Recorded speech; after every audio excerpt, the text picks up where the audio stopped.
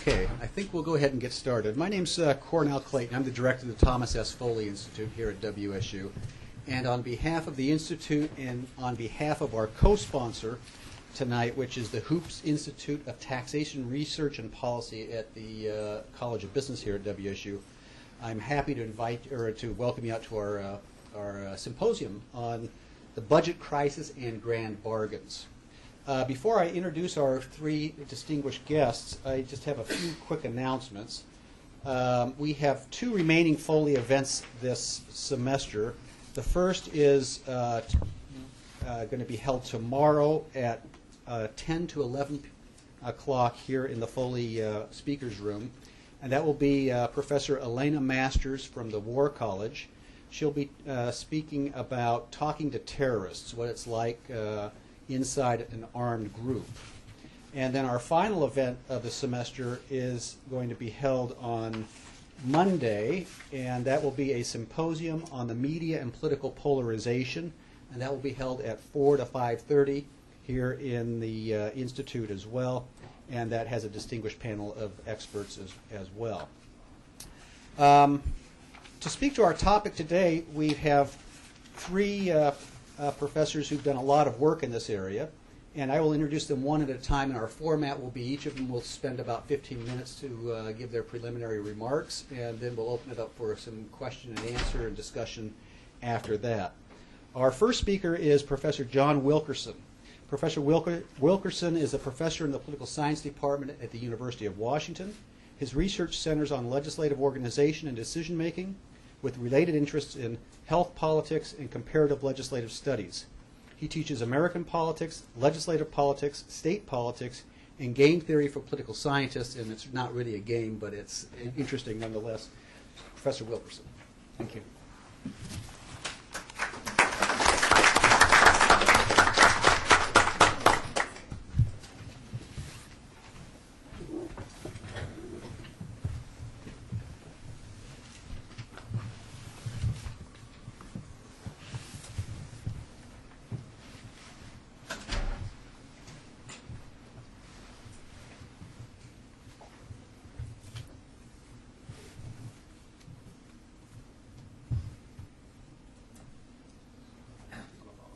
Full screen now, right? Control S? L. Control L. Thank you. Oops. I think you can just close that probably. Control L. There we Thank go. you.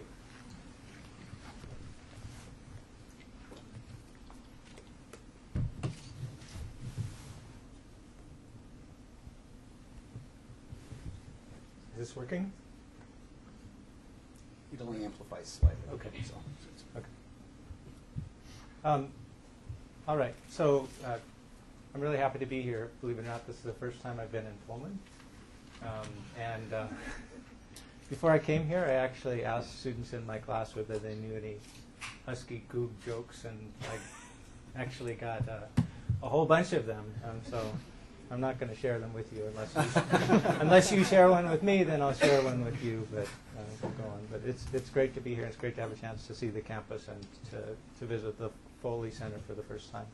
So I'm going to lead things off today, and we're going to be talking about three related subjects related to budgeting. I thought sort of my goal would be to set the stage, and then Professor Faricy and Professor Carnes would dig into some of these topics in a little more detail, and hopefully, as a result of that, you'll feel more informed and that will inspire us to have a good Q&A after the fact. Okay. So what I want to talk about today are essentially three things in my limited 15 minutes of time. So budgeting is a really complex subject. I've got a limited amount of time here, and so I'm going to try to touch on some things that I think are key points of information about the budget that often the public doesn't appreciate. Okay, so the first thing I want to do is talk about, essentially, give you a short history of federal deficits. Doesn't that sound exciting? Followed by some information about the current and future budget situation, and then say a little bit more about the politics of deficits as I see them, and sort of close on prospects for reform. Okay, so put your thinking hats on here. So here's my short history of the federal deficit. And what I want to talk about here are the patterns of change that you observe, right? So if you were to look at the horizontal line there, that is a balanced budget.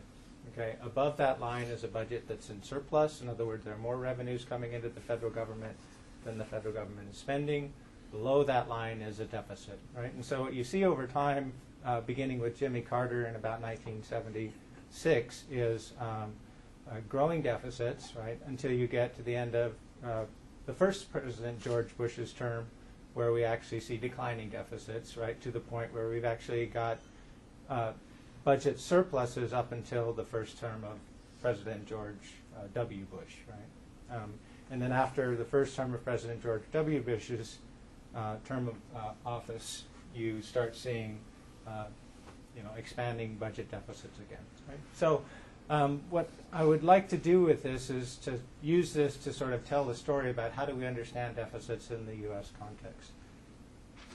Okay? And so what we could do is think about this in terms of sort of a timeline of ups and downs in deficit spending at the federal level. And then what we could do is try to understand essentially why we see these differences in patterns over time. And we can associate them with presidents if we want. So early on there, that was we sort of see the growing increase in the deficit under President Ronald Reagan. And then it's right at the end of President George Herbert Walker Bush's first term where we start to see the turn from deficits to declining deficits and into surplus. That occurs under President Clinton. And then President Bush comes into office. In his first term, there's also a surplus.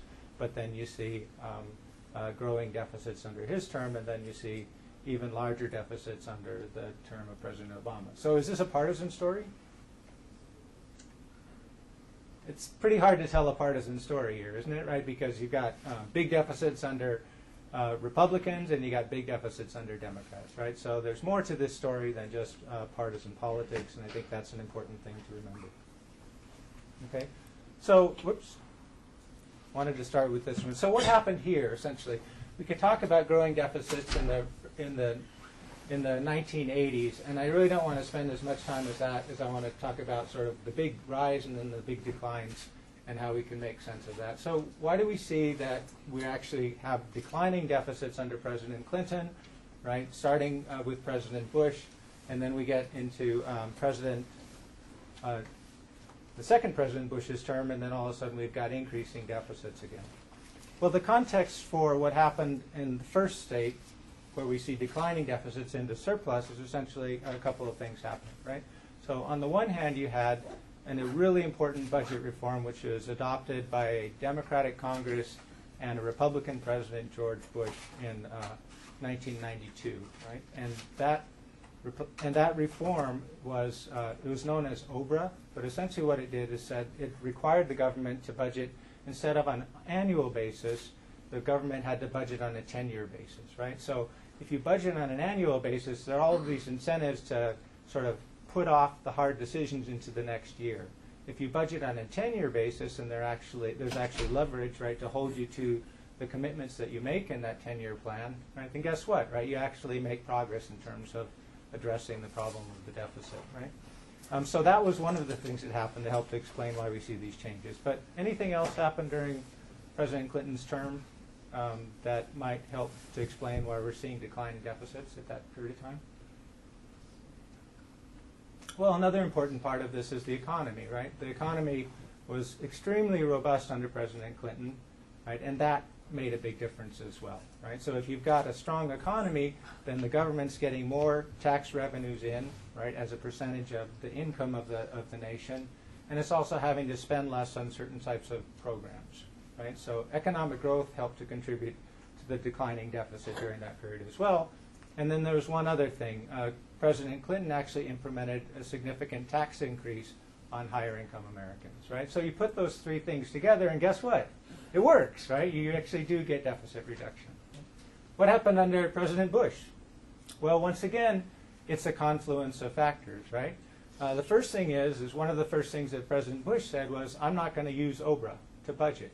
Because if I stick to OBRA, then I can't get the tax cuts that I want because I'm not going to have a 10-year balance, or I'm not going to be able to meet our budget deficit reduction targets over 10 years, right? So President Bush threw OBRA out the window, right? So he said, I'm not going to make that commitment to a 10-year plan. He also cut taxes significantly. And then the other thing that happened, right, early on in President Bush's term was what? Or Yeah, 9/11, right? And 9/11 had an impact on the economy, right? So the economy stopped growing at the rapid pace that it was growing before 9/11. And then we also got involved in wars, right? And so once again, there's a combination of things that are going on here to explain why we're seeing increasing deficits during that period. And then we turn to President Obama, right? And it turns out that President Obama actually did have a 10-year budget plan in the beginning of his term, but in effect managed to circumvent that to spend. There's a loophole about emergency spending, right? And so because of the state of the economy, President Obama elected to pass a significant stimulus bill, right, which put the government even further into deficit than it already was because of the sad state of the economy at the time. So for Obama, record deficit, partly a result of a policy decision, but also partly a result of the state of the economy. Okay? And of course, the wars are still ongoing as well.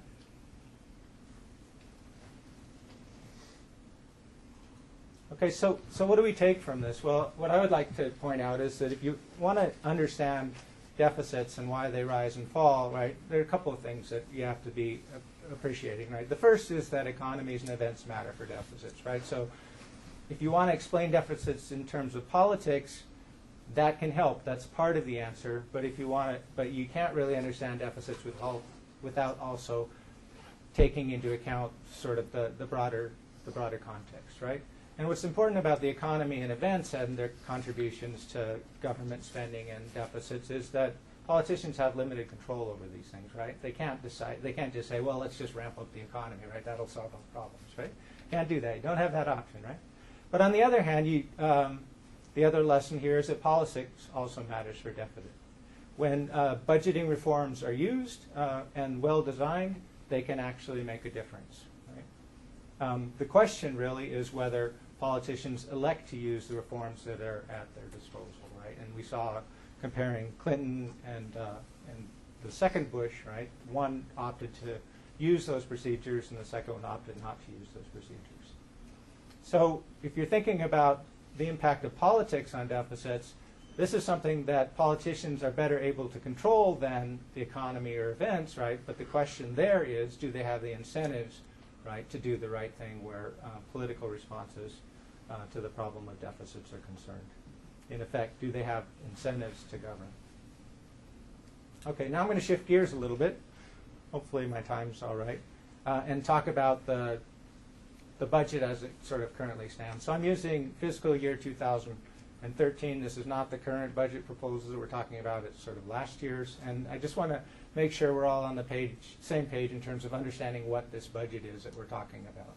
So here is, in fiscal year 2013, the President's proposed budget divided into mandatory and discretionary spending categories.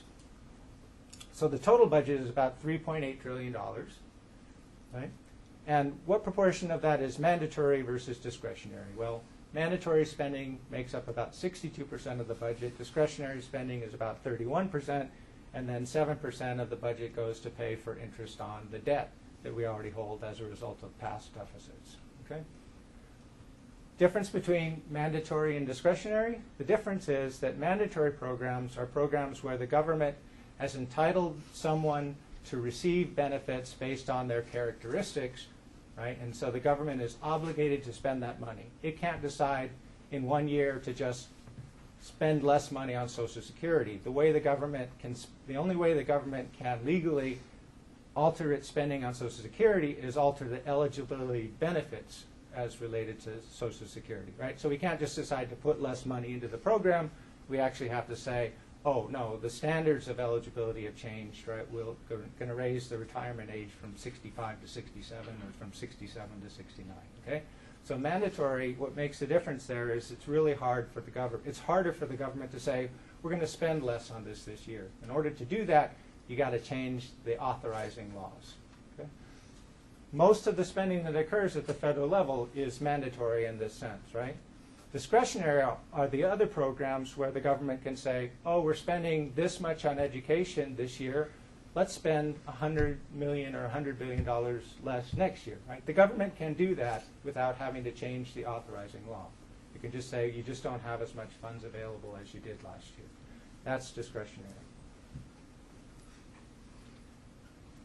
So if you think about what the federal government does and where the money goes, right, just about all the things you think about in terms of what the federal government does fall into that discretionary category, that 31% of the budget, right? So that makes up $1.2 trillion of the total $3.8 trillion budget. And what's in there? Well, one of the things that's in there is education, representing 6% of the 31% of the budget, right? Did you know that the federal education support is only about 2% of the total federal budget? Housing and community, veterans, science, transportation, food, agriculture, you see all that sort of thing. And then there's one rather large discretionary category on the right, and that's defense. Right? Okay, so now you all know something about the budget. Probably knew it already. So we've looked at a breakdown of discretionary spending. What about the breakdown of the mandatory spending? Here you go. Social Security, unemployment, and labor. The vast share of that is actually Social Security.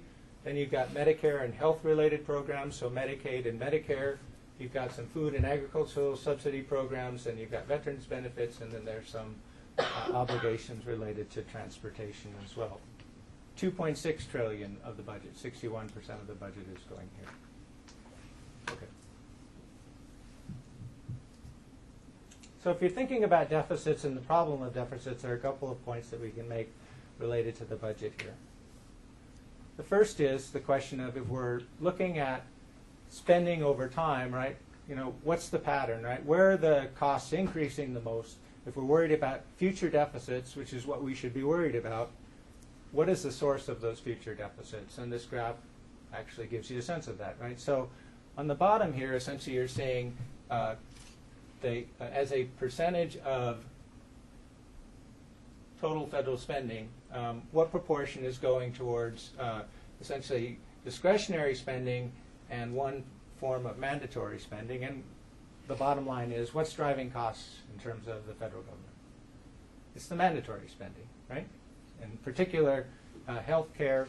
I'll show you that in a second. It's not so much Social Security, it's more health care spending, right? So if you're thinking about deficits, you're concerned about deficits in the future, the question is, should you be concerned about federal education spending? And the answer is no. You shouldn't be concerned about federal education spending. What about defense? Well, probably not, right? What should you be concerned about? Answer, entitlements, right?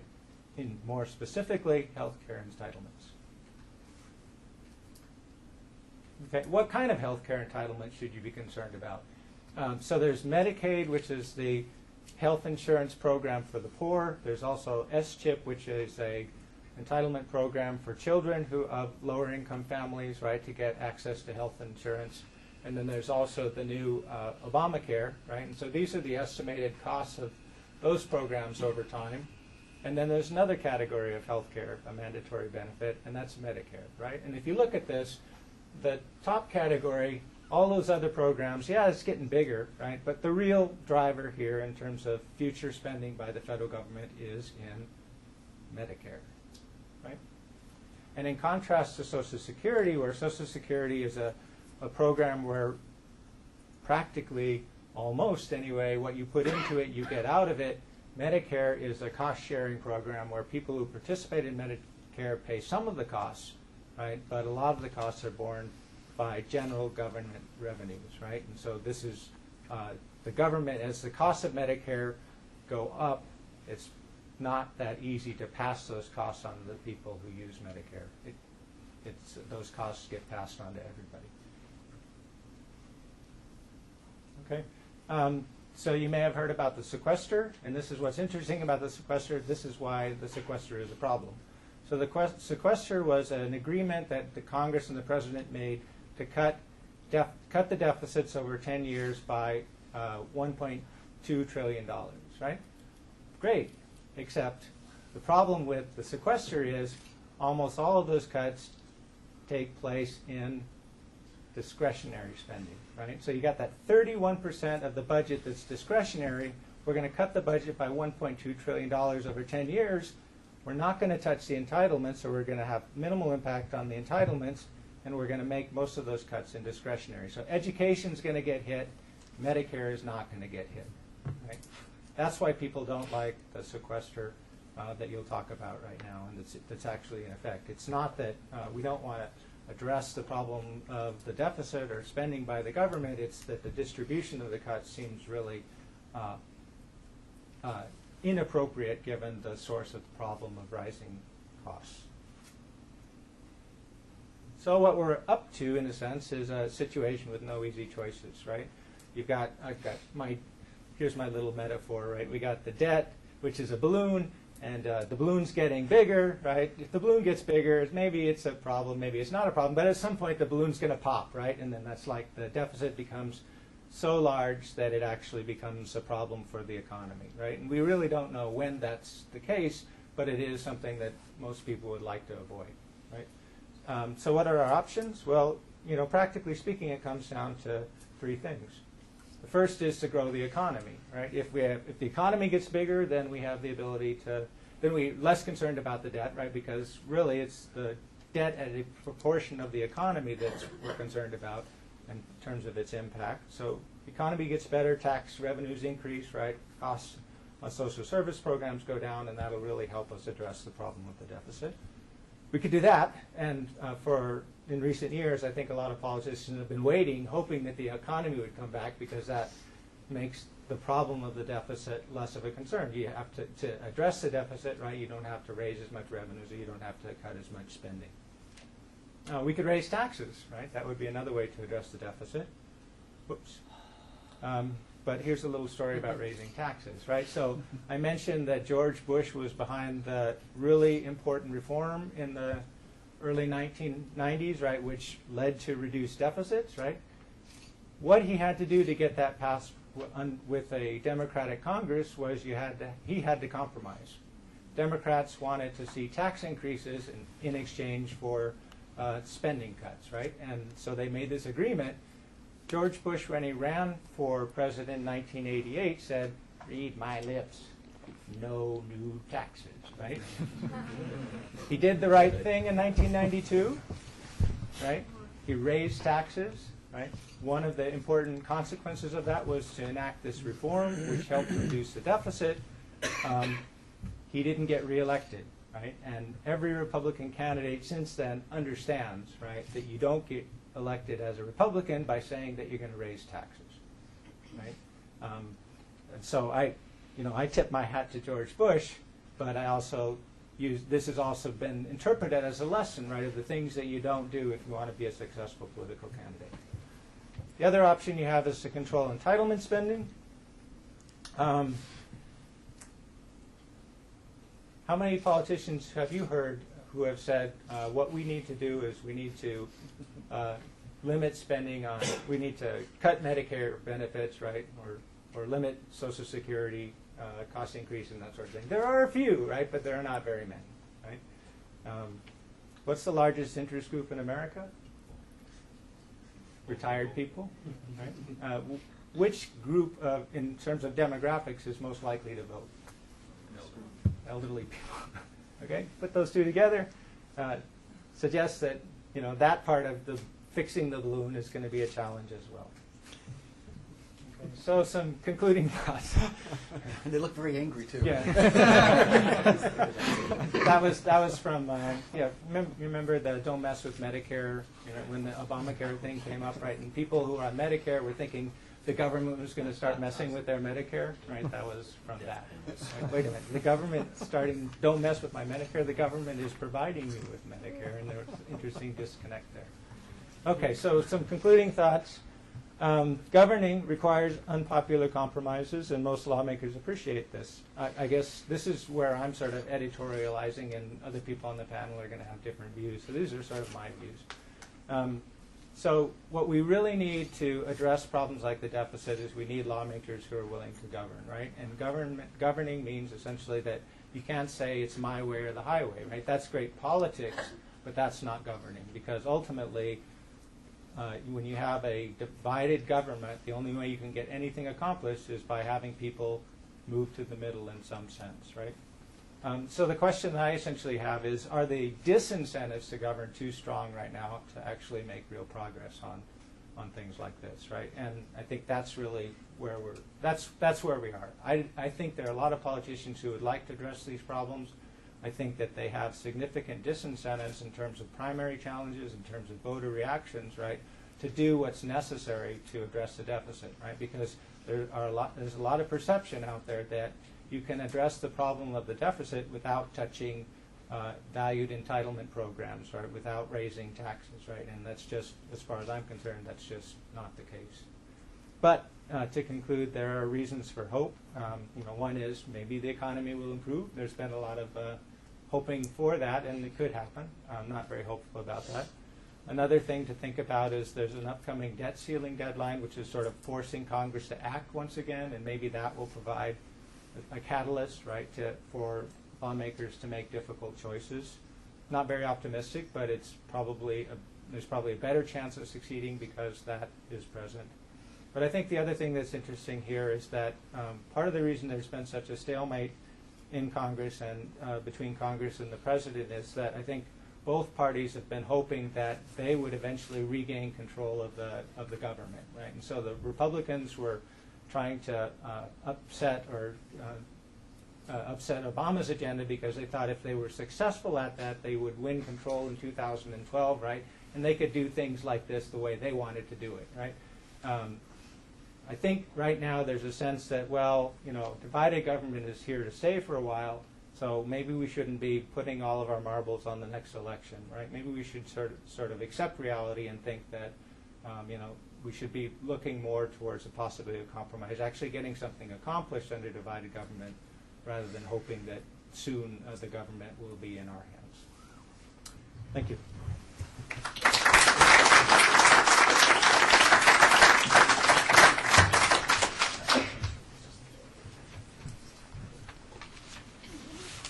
Our next speaker is one of my colleagues, Chris Faricy. He's an assistant professor of political science here at WSU.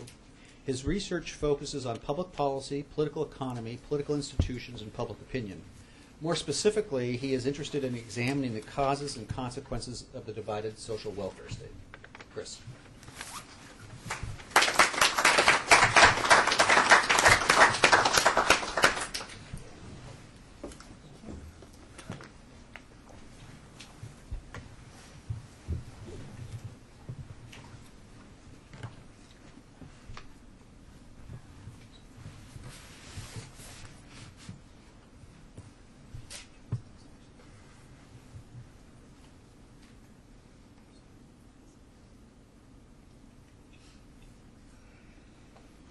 All right, good afternoon. Today I'm going to talk about the revenue side of the budget equation. John did a fabulous job of setting up the budget deficit framework, talking about both problems with spending and problems with revenue. And I'm going to focus a little bit on the revenue side. So any budget solution that's going to bring our budget into balance is going to have to both decrease spending and increase revenues. Right? So you hear a lot of talk about cutting defense spending, cutting discretionary spending, as John mentioned, not as much about touching Social Security and Medicare. But that's only one side of the equation, right? A budget in balance would be the government would spend as much on programs as they're taking in tax revenue. And so there are kind of two large ways to get there. One is to increase various forms of federal tax, increase income tax, payroll, excise, or corporate.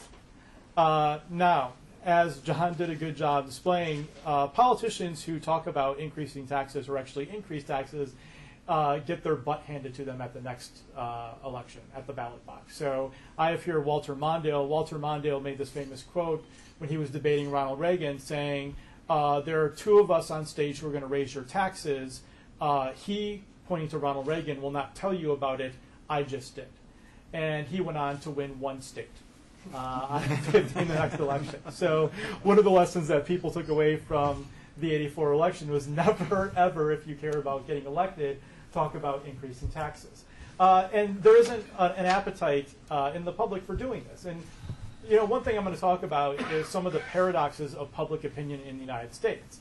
And one of the paradoxes is that Americans, when polled, consistently talk about their taxes being too high, not really wanting to have taxes on themselves raised. But in the same poll, with the same people, they want more government spending on health care and education and in the environment. Right? Well, you can't have that. Right? You can't say that you want your taxes to stay the same, or you want them, in fact, lowered, yet you want the government to increase spending on all these programs. Something I mentioned to my students as part and parcel of this public opinion paradox, when you ask the American public abstractly, what do you think about government spending? In the abstract, a majority of Americans across time have said, we want lower federal spending.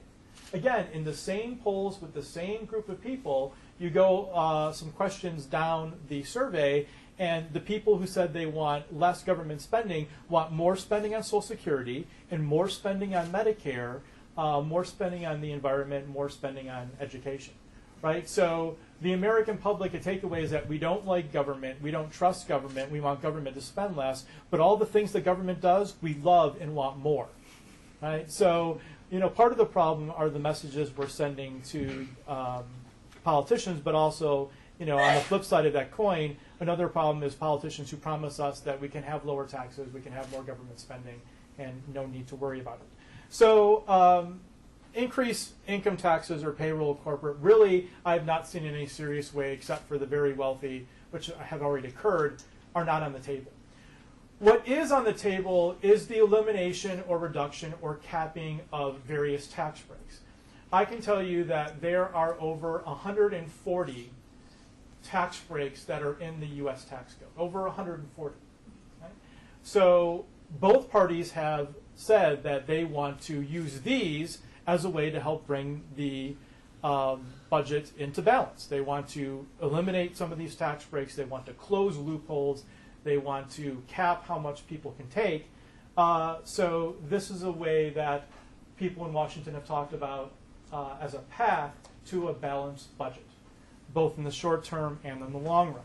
Now, what these are called in the corridors of Congress are tax expenditures. So one point I want to stress today is that what we know as tax breaks, when all of us sat down and did our taxes in the past couple weeks, and you were deducting a charitable contribution to a church or a synagogue, or your taxable income was lower because you get employee health care and pension plans, when you sit down and thinking, I'm getting my money back, this is not the way that politicians think about these. This is not the way that politicians talk about these.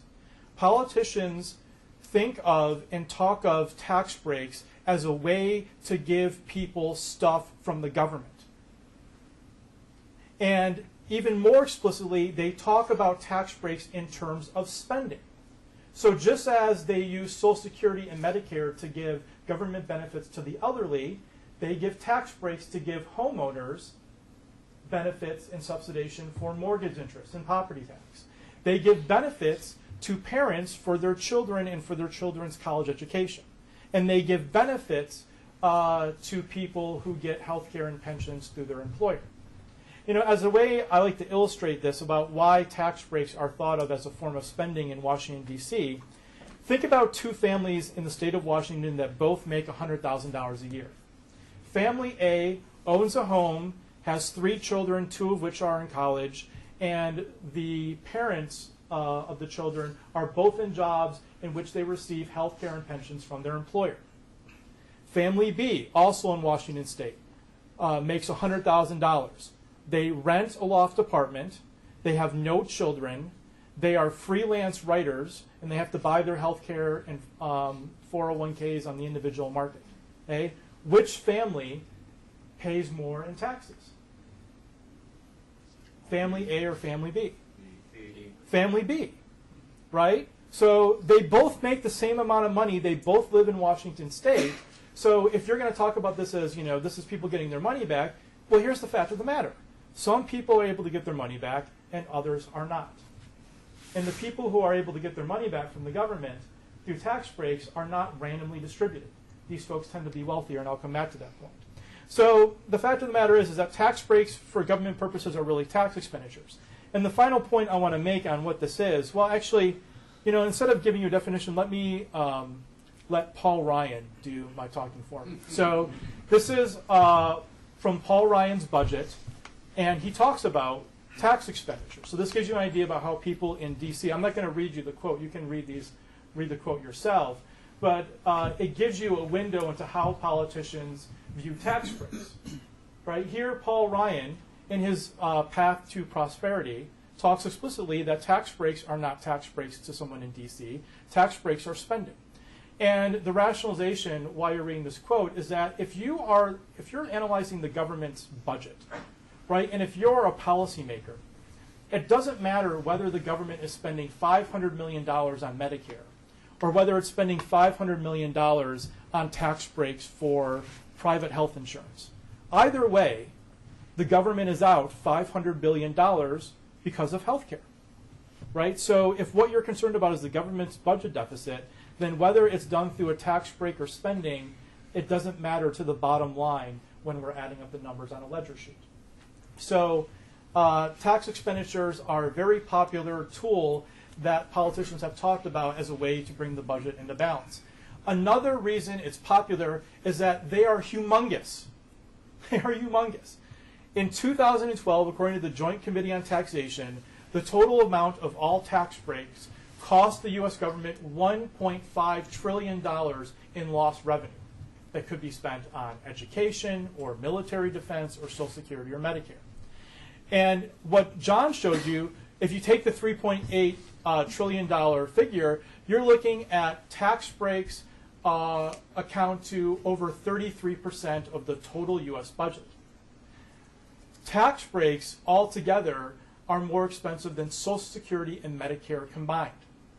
Right? So it's a humongous chunk of money that's sitting out there that the government could use to put our budget in balance or to spend on other programs.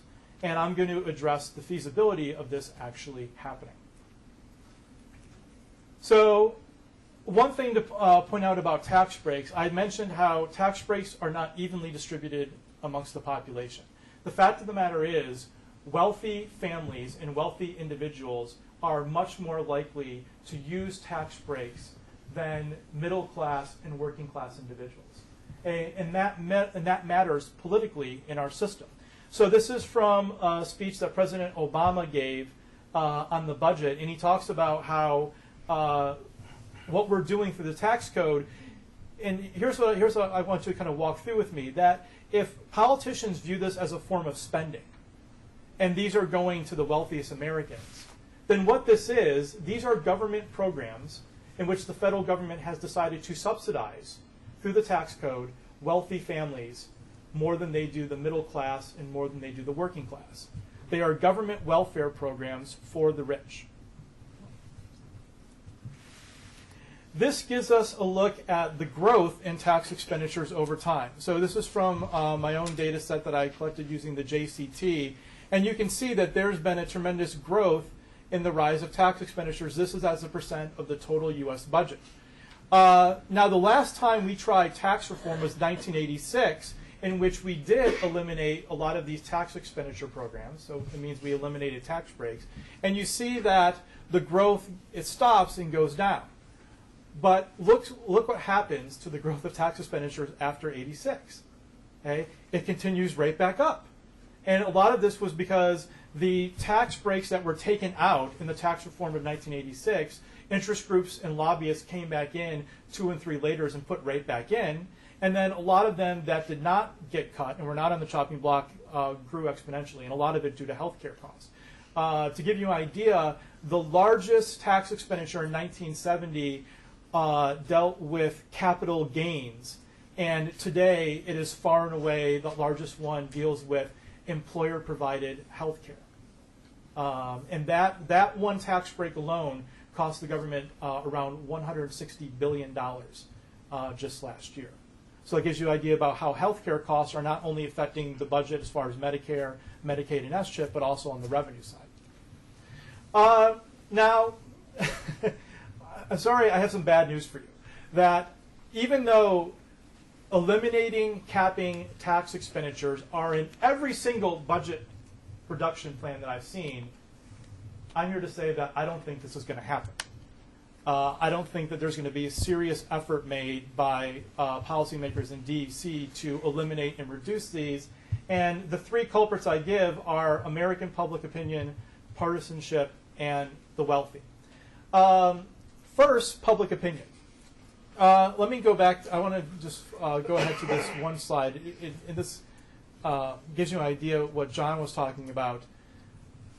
Balancing the budget is making painful decisions about cutting money from programs you like or increasing taxes.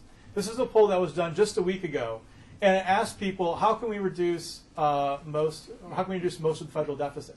69% said cutting waste and fraud. Okay? Good luck with that. Okay? So once you do that, tell me how you're going to get the other $3 billion or more to actually balance the budget. So that's not going to get us there. That is a very small percent of the government. There's been efforts made throughout the past 30 years to reduce waste, and it only gets you so far. 22% actually said, yeah, we need to be adults about this in America and make painful choices about taxes and spending.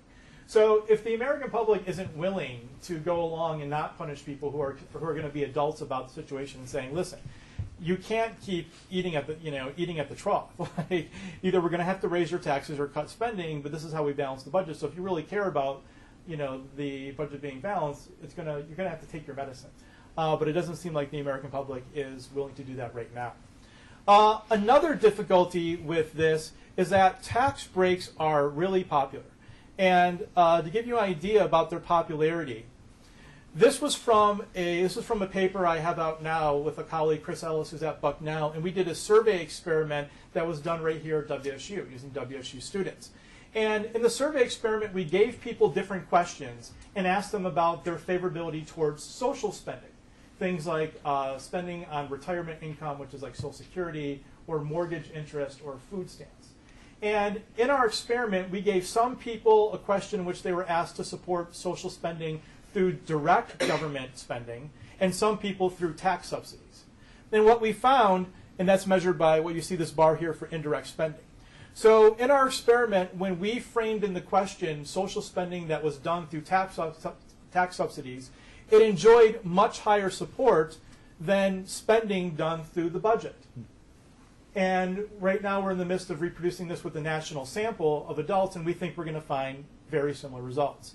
That the public on a whole, if you give them a choice of how to spend, are going to choose to spend through the tax code. They're going to choose subsidies because they think in their minds that it's they're getting their money back. It's not really government spending, so therefore this is a better way to go about spending the government's money because it's not really spending when actually it is. And so not only does this come up in our survey, but politicians in articles I've read and just talking with people who have been in D.C. really believe that these are popular, that no politician thinks that the public would ever accept eliminating the mortgage interest deduction.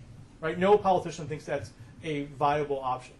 No politician thinks that completely getting rid of the charitable contribution tax deduction is a real option. So these are really expensive programs that cost the government a lot of money, and the perception, whether it be true or not, among policymakers is that these can't be touched.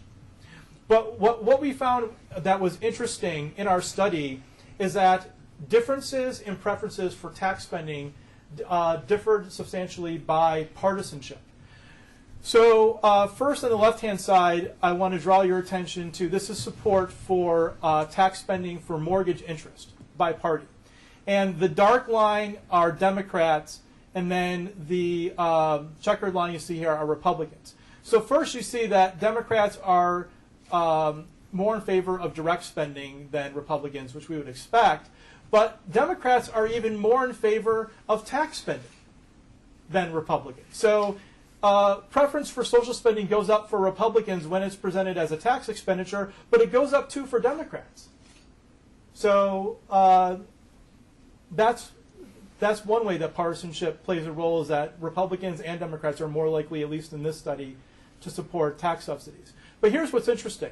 Another part of our survey experiment is that in some of the questions we told people, which is the actuality of the policy, that these types of spending programs actually give more money to the rich. But we did it in a very subtle way. So for the mortgage interest, the wording in the question was something to the effect of, you know, here's a way the government spends money, and people with larger homes get more benefits. Right? So that was the wording we used in the language. Well, here's what we found, and this was true across all three spending types that we did. When we included the language about the tax subsidies going to wealthier folks, support for self-identified Democrats dropped off substantially. What's interesting here is that support among Republicans went up. And that's what we found kind of across the board, is that what self-identified Republicans and conservatives cared about was how spending was delivered. So if you gave a Republican a choice of tax subsidies versus direct spending, Republicans were much more likely to choose the tax subsidy. What Democrats cared about most was the redistribution effects. When you gave information that this is a program that gave money to the rich, Democrat support dropped off, and it had no statistical effect on Republican support. So I want to point this out, as this is one possible way that Democrats could rally support against tax expenditures, in a way that they could reduce tax breaks, is if they mention to the American public about who exactly is getting this money. Given our results, it's a potential way to increase revenues by pointing out to people who gets this money. And the same is true for, sorry, one of these is retirement interest and one of these is mortgage. The first one is retirement, this is mortgage, but you see the same general trends. A second thing I want to point out is that political party control of government and partisanship is going to have an effect on the ability to increase revenues. One is that both parties have used tax subsidies to pass programs over the past 40 years. But what I found, and this is from a book manuscript I have, that Republican control of any chamber results in higher levels of these tax expenditures. So you see that it's true for Republican control of the presidency. It's especially true for Republican control of the House, where it nearly doubles the amount in annual change of tax expenditures. And then especially true with the U.S. Senate. That Republican control of the Senate is almost 7 times as much. So there are partisan differences in who favors these. And given that a lot of these go to businesses and the wealthy, it's not a surprising finding that the Republican Party would favor these more as a policy tool than Democrats. But what that means is that as long as Republicans control the House, it's going to be much more difficult to cut a budget deal in which you're slashing these. In fact, to give you kind of a window into where the hardened partisan lines are on eliminating tax expenditures, is that John Boehner and Dave Camp and other Republicans who are in important positions have said they will, at this point, only accept a elimination or reduction in tax breaks if the increased revenues are used to lower corporate income rates and lower individual income marginal rates. So that's their line in the sand, and they've been pushed on this by a number of folks and said, listen, President Obama already got his tax increases before. We're not going there again. So therefore, if we're going to do these, which they say rhetorically raises taxes, which I would argue on some people but not others, then what we get back in return are lower tax rates, period. And President Obama and the Democrats have said, well, we want to use the increase in revenue from eliminating tax expenditures to reduce the corporate rate. We're not going to touch the individual rate, and then we're going to use some of the increased revenue to shore up some programs like Social Security and Medicare. I don't see the parties moving from those points. And just to give you kind of what I imagine a Republican strategist is thinking, you're thinking, okay, midterms are coming up in 2014. Historically, chances are we pick up seats there. Historically, we have a really good chance after one party controls the presidency for 2 terms, after 8 years, that we're going to pick up the White House in 2016. We're not going to negotiate with Obama on this now. We are going to bide our time. We're going to be in a better bargaining position in 2014. We might even be in a stronger position in 2016. So why are we going to do this when we're maybe not in our best position of strength, where if we wait 2 or 4 years, we can really get what we want? So given those partisan preferences for what to do with tax expenditures, I think that the political calculation is difficult. And finally, the point I want to make is that this is a policy that greatly benefits the wealthy. And in American democracy, that matters. Because studies after studies have shown in the past decade or two that the rich get what they want from our political system. So this is a graph from a book by Marty Gillens at Princeton, in which he looks at public opinion change of different income groups. And you see here, this dark line are the wealthiest households in America, and this dotted line are some of the poorest Americans. And here's what's important to know about this. So let's start with the poorest Americans. What you can see by what this straight line basically tells us. So this is percent of that group favoring change in a certain policy area, and this is the predicted probability of there being actual change in that same policy area.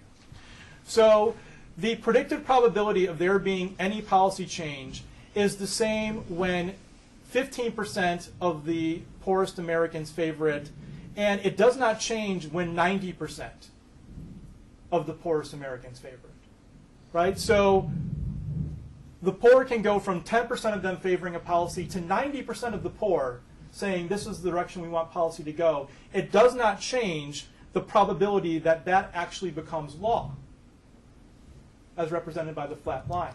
Now let's look at what happens with the wealthy.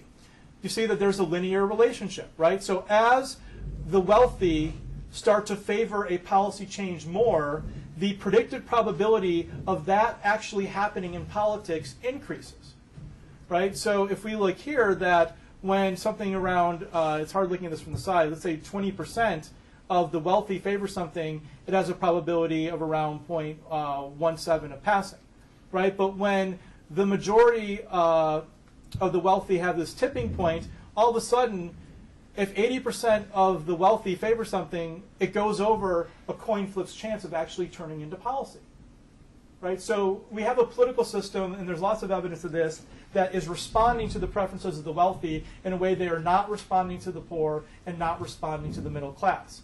Now, why does this matter for tax expenditures and using these to balance the budget?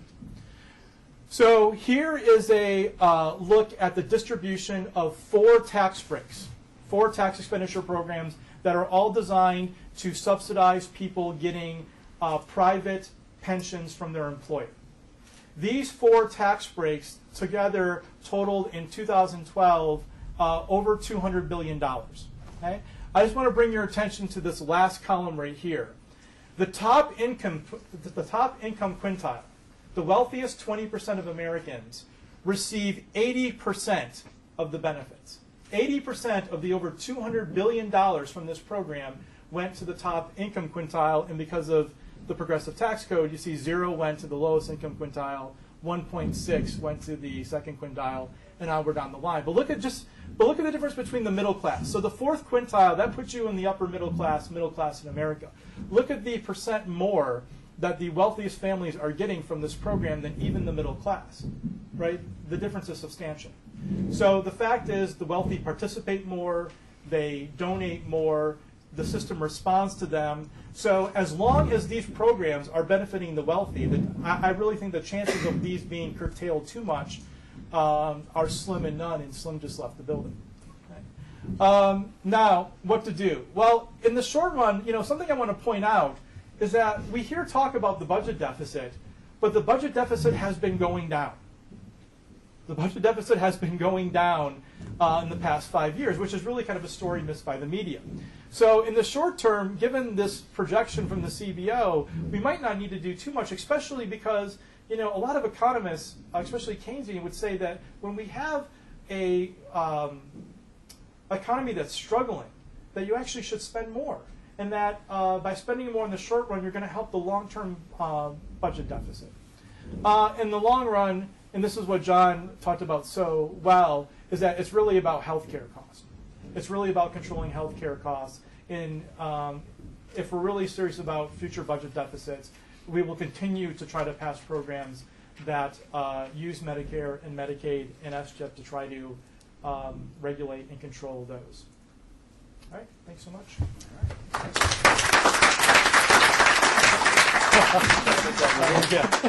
No souvenirs yet.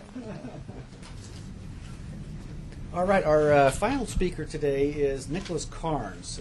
Nick is a assistant professor of public policy at Duke University and the co-director of the Research Triangle chapter of the Scholars Strategy Network. His research focuses on American politics, economic and social class inequality, political representation, and legislative decision-making. His forthcoming book, White Collar Government, The Hidden Role of Class in Economic Policymaking, examines how the shortage of people from the working class in legislatures skews the policymaking process towards upper-class economic interests. Nick.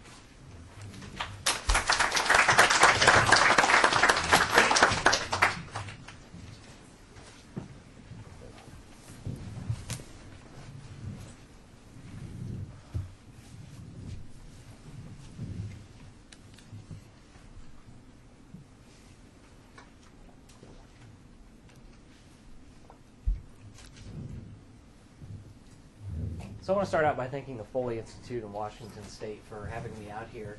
Like Professor Wilkerson, this is my first time in Pullman. Unlike him, yesterday was the first time I've ever been farther west than Wichita, Kansas. So I grew up in a little town in Kansas called Pittsburgh. So in addition to getting to be on a really interesting panel, I also get to see a really beautiful part of the country. So really, thanks so much for having me.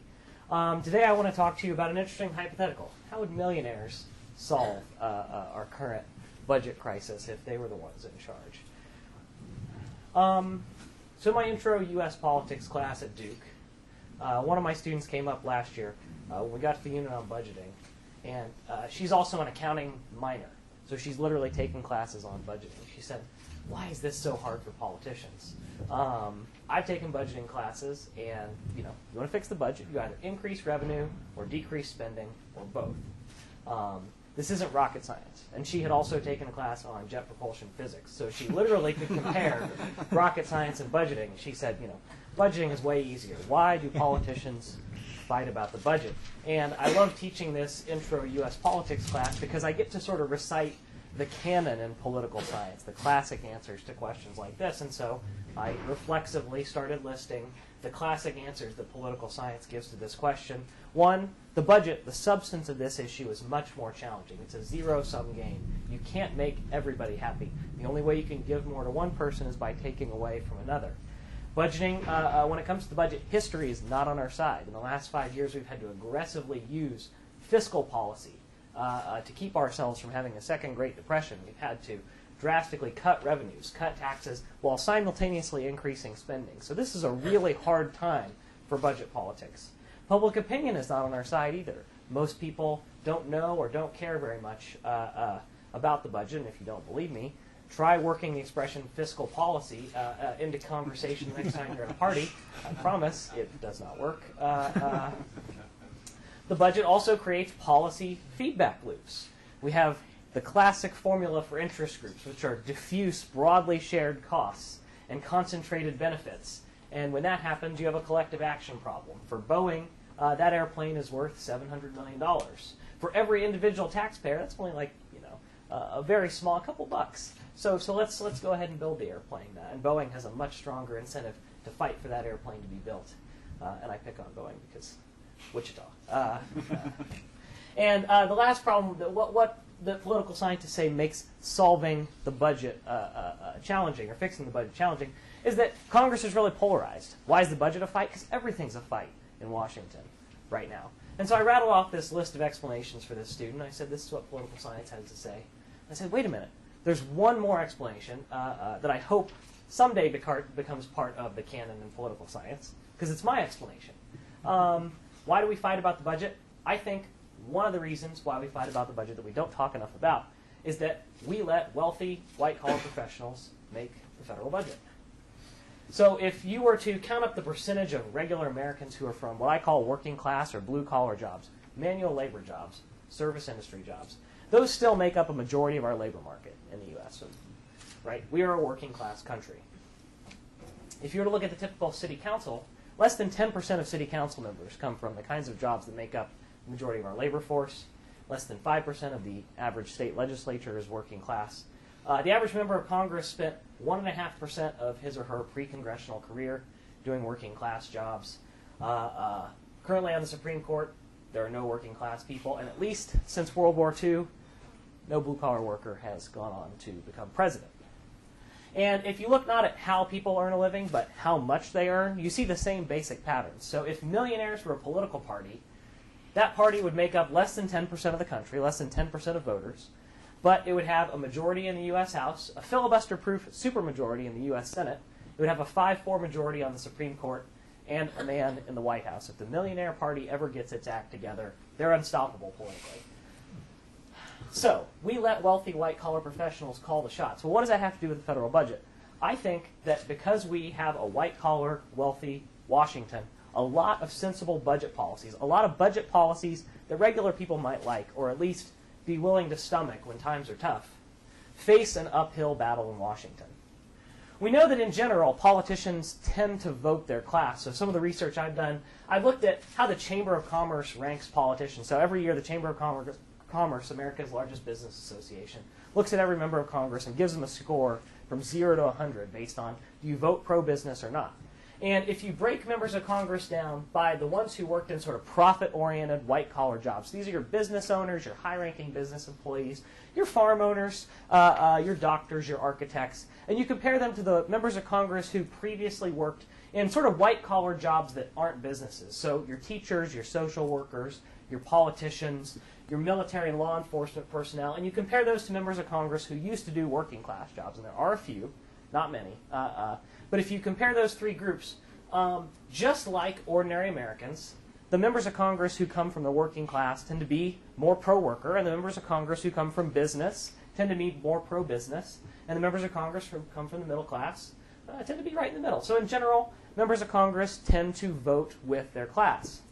They also tend to vote with their pocketbook. So a friend of mine named Christian Gross did a study where he looked at how members of Congress voted on the 11th hour bill to raise the debt ceiling. So in August 2011, we were about to hit the debt ceiling. The federal government was about to default on its loans. And what would that have meant? Well, that would have meant that the next day, if you own stocks, you're in big trouble. The stock market would have tanked. And what do we see happening in Congress? Members of Congress who have lots of money and who are heavily tied up in the stock market are the most likely to vote to raise the debt ceiling. They are going against their party. They are going against their constituency. When there's a crisis on the line, the richest members of Congress are far more likely to vote to keep us from tanking the stock market by defaulting. Now, I'm not saying that members of Congress are bad people. I'm not saying that this is a conspiracy or that they're doing anything wrong. I'm saying that members of Congress are like you and me, which is when we make decisions, we think about our own background. We think about our own experiences. That informs how we see the world politically. That informs what we do, especially in a crisis. So I'm not saying members of Congress are bad or evil. I'm saying politicians are people too. And this is nowhere more apparent than when we look in particular at budget policy, taxing and spending. And I should mention that you can see all of these results summarized in my new book, White Collar Government, available for pre-order on Amazon right now. Politicians are people too. They do self-interested things. Political scientists are people too. They do shamelessly self-interested things. So what I do in this book is one of the things I do in this book is I look at what Congress actually did on a bunch of high-profile tax bills, and I compare it to what a simulated class-balanced Congress would do. So I ask, how would Congress vote on these high-profile bills if it weren't made up of millionaires and white-collar professionals, but it were made up of the same mix of sort of social classes as the country as a whole? And the way I do it is I just re-weight members of Congress. So working-class people are underrepresented by a factor of 20. So I count each vote by a working class member of Congress as 20 votes. Lawyers are overrepresented by a factor of 25. So in my class balanced Congress, each lawyer only gets 1/25 of a vote. Sorry, lawyers. And what you see is, so this is voting on a development tax incentive. This is one of the big sort of Republican victories of the early 2000s. It was basically one of these tax giveaways. It's a tax incentive for businesses to gentrify poor neighborhoods. So we're going to give businesses a bunch of money to go in and gut the poor neighborhood and put in some fancy stuff. And it passes about 51% in Congress. So it squeaks by in our actual Congress. But in our simulated class-balanced Congress, it only gets about a quarter of the vote. And I do this a couple of different ways. One sort of a simple reweighting way, and one sort of a complicated statistical model. Both of them give me the same answer, which is this big tax giveaway for businesses wouldn't have passed. The result that was to me more surprising was when I did the same exercise with the 2001 Bush tax cuts, which are one of the most regressive revisions of the federal tax code in history. Same story. The Bush tax cuts get 62% of the vote in our actual wealthy white-collar Congress. They get only about a third of the vote in our simulated social class balanced Congress. No working class person voted for the Bush tax cuts. So I'm not the only one who sees patterns like this, too. In a paper that was just published in American Politics Review by Griffin and Remsburg, these authors look at how wealthy members of Congress are and how that affects their voting on bills to repeal the estate tax. And they find basically the same types of patterns, which is the members of Congress who are millionaires are significantly more likely, controlling for their party, controlling for the types of constituents they represent. Members of Congress who are millionaires are significantly more likely to vote to repeal the estate tax, good for millionaires, than members of Congress who make or who have net worths under $250,000, who look more like the typical American family. All of this is just to say that when it comes to tax policy, members of Congress are voting with class, or they're voting with their pocketbook, or they're voting with their portfolio. Why does that matter? Well, the reason is that, first, members of Congress are majority wealthy white-collar people. And second, wealthy white-collar people in Congress really don't like tax policies that put the burden on rich people. The problem is, most of the major revenue solutions that are out there right now, most of the big ideas in terms of how to fix the federal budget, involve raising taxes on higher earners and wealthier people. So the New York Times did this really neat thing in 2010, where they made they said basically to their readers, if you're so smart, you fix the budget. So they created this website where they had all these different options. This list goes down and down and down of different policies you could enact in order to fix the federal budget. Some cut spending, some increase taxes. And then you could just check a little box and it would fill in, okay, you fixed this much of the short-term deficit and this much of the long-term deficit. Now, what's really interesting about their list is they didn't just go with Democratic policies. They went with sort of what's the entire spectrum of big ideas that are out there in Washington right now, on the left and on the right, in terms of fixing the budget.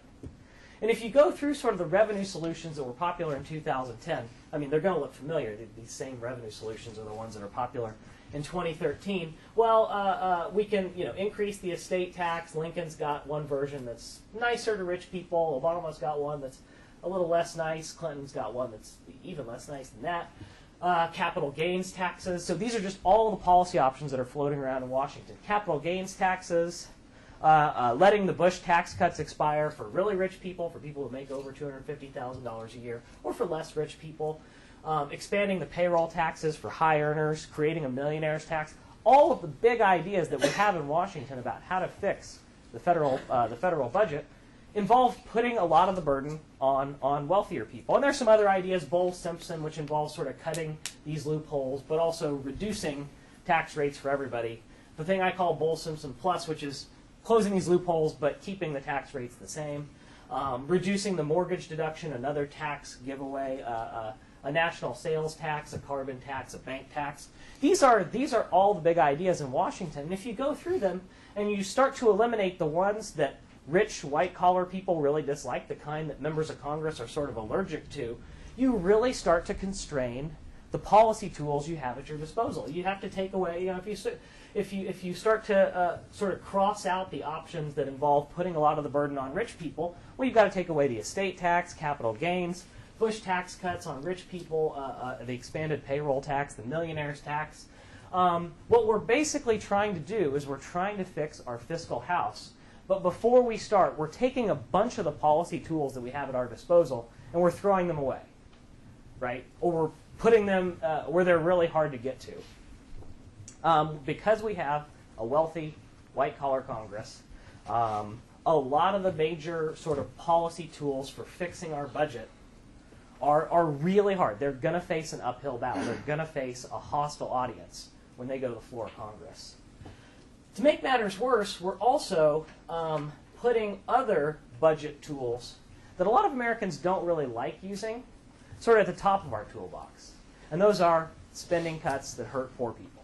So because we have wealthy, white-collar people running the country, it's harder to enact taxes, revenues, that put the burden on the rich, and it's much easier to enact cuts that put the burden on poor people. And as we think about what's going to happen with the federal government going forward, eventually that balloon's going to reach a point where we can't go much farther. And my hunch is that what lawmakers are going to do is they're first going to gut programs that help Americans who can least afford to help themselves. Why do I think that? Well, one place that we can look for insights into what policymakers do when they have really tough budget choices to make are the American states. Right? The 50 states cannot run deficits. Right? They have to. It's tougher for them to borrow money than it is for the federal government. Right? State of Kansas can't print money. So when we look at U.S. states, they give us sort of an idea of what a white-collar government will do when it doesn't have any room to maneuver, when it has to make cuts in order to solve its budget problems. And so part of the work I've done is to look at U.S. states and ask, okay, the ones that are governed exclusively by business owners or white-collar professionals, what do they cut when they get in trouble versus the ones that are governed by more and more sort of working-class people? If you look here, so this is the percentage of people in the state legislature who are business owners or business executives. And the vertical axis is the percentage of the state budget, not the dollar amount, but the percent of the state budget that goes to welfare spending. And the basic pattern is that in states where business owners make up a bigger percentage of the state legislature, when something has to get cut, it's social safety net programs. And you see just the opposite in states where working class people make up closer to their fair share of the state legislature. In states where there are more working class people in office, they don't cut social spending when they get into trouble. And you see the same thing. So down here, I've just done the same exercise using unemployment benefits. In states where more business owners are running the show, when they have to make cuts, they cut social safety net programs. In states where there are more working class people, they protect those kinds of programs. So none of this should come as a huge surprise to political scientists. We have been told for a long time that when we hear an idea for a new law that comes from wealthy white-collar people, we should be a little bit cautious because it comes from people whose interests are not exactly the same as the typical citizen and who often have an interest to deceive us and maybe even do things that aren't good for us. If this idea strikes you as radical and as the kind of thing that Marx and Engels might have written in the Communist Manifesto, this is a little bit of presenter sleight of hand. That's actually a quote from The Wealth of Nations by Adam Smith, the Scottish economist who gave us the idea of the invisible hand. So his invisible hand works like this. Every business owner just aggressively pursues their individual best interests, not what's best for society, right? But looking out for the business owner. And as a result, we get low prices, which is great. The invisible hand works for everybody. But Adam Smith says, whatever you do, don't put those guys in charge. Let them fight it out amongst themselves, right? Well, as he is in a lot of ways, Adam Smith is absolutely right about this. The end result of cutting taxes for rich people and simultaneously cutting programs that help poor people is more inequality. So if you look across the 50 states, if you look at these political institutions that I think look like what the federal government is going to look like in a few years, which is institutions that cannot borrow any more money. If you look across states, at the ones where working class people are totally absent from the state legislature, where working class people don't actually have a say or don't have a seat at the table when decisions about where to cut taxes are made or where to cut spending programs are made. And you look at how unequal they are. So on the vertical axis, I've got the proportion of income in that state that goes to the richest 10%. So if it's 0.3, that means the richest 10% of people make 30% of the state's income. If it's 0.5, the richest 10% are taking home half of all the money in the state. And if you look, there is a crystal clear downward pattern. States that that have no working class people in charge are much more unequal than states that give working class people at least a little bit of a say. So Adam Smith called it. I don't like to end my presentations on a pessimistic note. I'm an optimist. So I just want to say for the record that like budgeting, changing the social class makeup of government is not rocket science. It's true that no one has ever succeeded at increasing the percentage of working class people in Congress. Go back to 1901, Congress is under 2% working class. Flash forward to the present day, Congress is under 2% working class. But committed activists and party leaders have changed the racial and gender makeup of government. So in the 1960s and 1970s, party officials, interest groups start saying, you know what, it's a problem that there aren't women in Congress. It's a problem that Congress is all white men. And they actively recruit and train and support female and racial and ethnic minority candidates. And lo and behold, we see big increases in the racial and gender diversity of Congress. This part isn't rocket science. There are currently models in place right now to do this for working class people too. So in New Jersey, the state AFL-CIO runs a program where they identify, recruit, train, and support politically talented working class people. And this program, they run it on what is the equivalent of a shoestring budget. In New Jersey, it costs them about $500,000 a year, which is a lot to you and me, but is about 1% of what John Corzine spent when he ran for Senate in New Jersey. So this is in New Jersey politics money of a very cheap date. They have run since 1997 about 700 candidates in New Jersey. They have a 75% win rate. Their candidates occupy every level of the New Jersey government. And the program works. The only problem is no one else is adopting it. This program really only exists in the state of New Jersey. It hasn't been picked up in other states. And until more states and more activists and more people who care about political inequality start thinking about programs like this one, if you want to know what millionaires would do to solve the budget crisis, just turn on your TV.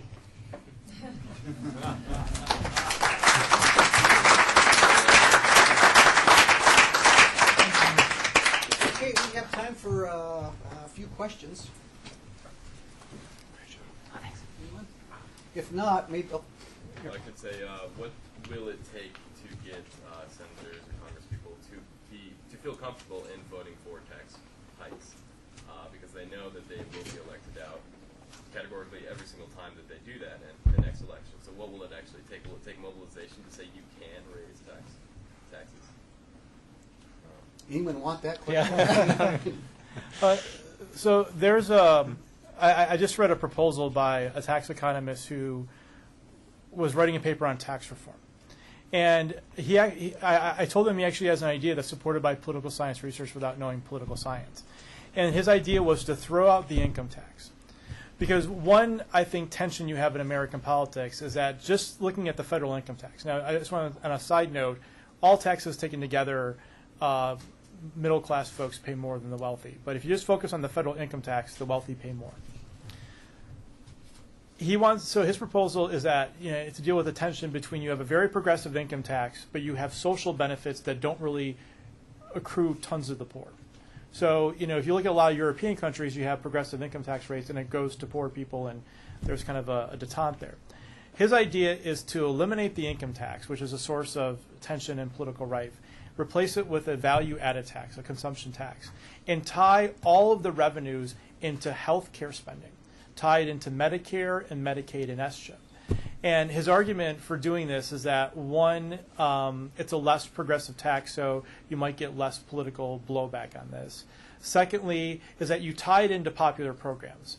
There's a book out called Class War by Page and Jacobs in which they find people are willing both in the abstract and specifically to put up with higher taxes if that money is directed to popular programs. So, taxes that we pay on our payroll are a little more popular because people know that's going to my Social Security, right? I know where that money is going.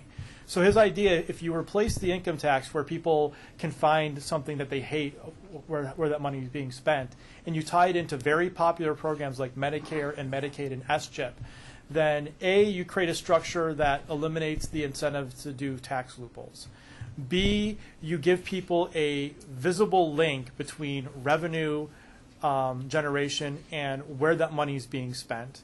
So if people's taxes go up, it's because we're spending too much on healthcare, and also that could be a potential way to rein in healthcare. One problem we have in this country is that so much of healthcare is subsidized that people are overusing healthcare and they don't see the sticker price for what they're doing. And it's causing this unsustainable increase in healthcare. So I think an idea like that, I don't know about the political viability about that, but you get rid of the income tax, which Republicans hate, you tie it to healthcare spending, which Democrats like, and there might be something there. But Alex? I'd actually like the panel. I would say briefly, I find that idea appalling, but I think more generally, I would love to have the panel address factor into some of their presentations the impact of the growing, obviously, maldistribution of wealth, the growing distribution of it, but also the growing impact of that on the political system generally. It seems to me that a great number that of the changes you're talking about are really locked into by essentially the power of wealth in the country. And Citizens United seems to essentially say that a few things that we've had to sort of cap some of that are gone away. Is there any way would you envision in some way checking or modifying that enormous power that seems to keep this system going and owns, it seems to me, much of both of the parties, but especially the Republican Party? So I don't know. I'm sure I'm not going to directly answer your question, but it does sort of prompt some point and an idea that I think about. So for me, the issue of income inequality is it gets back to what we heard earlier about sort of this notion of common interest, right? If members of Congress possess certain characteristics, then they have a difficult time relating to the broader public, right? When you see increasing income disparity in a society, right, then you're less likely to have a society where people are sort of have shared values, right? And so that manifests in politics, right? Politics becomes more polarized, but it also manifests just in terms of thinking about how we go about solving problems, right? And I do think that's a central concern of increasing income inequality, and I think that's something that people have long recognized, that countries have been studied comparatively, right, for the impact of the size of the middle class on the democratic, viability of a country and that sort of thing. And we know, right, it makes a difference, right? The size of the middle class makes a difference, and we're seeing a move away from that direction. And I do think that's very concerning, from a collective perspective. Yeah, and this possibility, you could get into a positive feedback loop, right, where we become more unequal, and as a result, people on the bottom have less political power, which creates policy that makes us more unequal. I share your concern. I think this is one of the challenges going forward. Citizens United makes it tougher. The decline of unions makes it tougher. And these are big problems to solve. How do you get the money out of Washington? Marty Gillens compares it to squeezing a balloon. You squeeze in one place and it just pops out in the other. One solution is put people in there who really get what it's like to not be on the winning end of all this. Elect more working class people. But that's my answer to everything.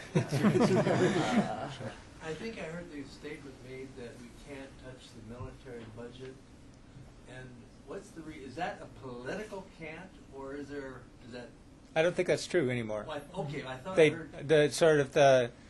It's really interesting, right? That when Congress passed the Budget Control Act, which was the the law recently that essentially made the sequester a possibility. The expectation was that the sequester would never actually take effect because it cut more into the military than it did into domestic programs, and that would just be unacceptable for Republicans, right? Guess what happened, right? They said, okay, let's go ahead with the sequester. So, there has been a shift in terms of the, whether the military is untouchable or not. It doesn't seem to be the case anymore. Because that was more of a political that cannot be touched in the past. Yes, that's correct. Well, look, And I think John's point was that even if you do touch it, it doesn't get you that much oh, that traction. too, yeah. Yeah, Okay. because it's Yeah. such a small percentage Yeah. of the deficit problem. One last question. I'm wondering if, as for the underrepresentativeness of the politicians from working class, so does it mean that they are actually learning less, or or less likely to be successful, in being re-elected? So I'm just wondering if there is conditions under which they are more likely to be elected. So it seems to be the problem is not that working class people are running and being sent home by the voters. The problem is they're not on the ballot in the first place. By the time we get to the voting booth, our choice is a lawyer or a business owner, or a lawyer or a doctor, or a millionaire or a millionaire. So it's not the case that voters dislike sort of working class candidates.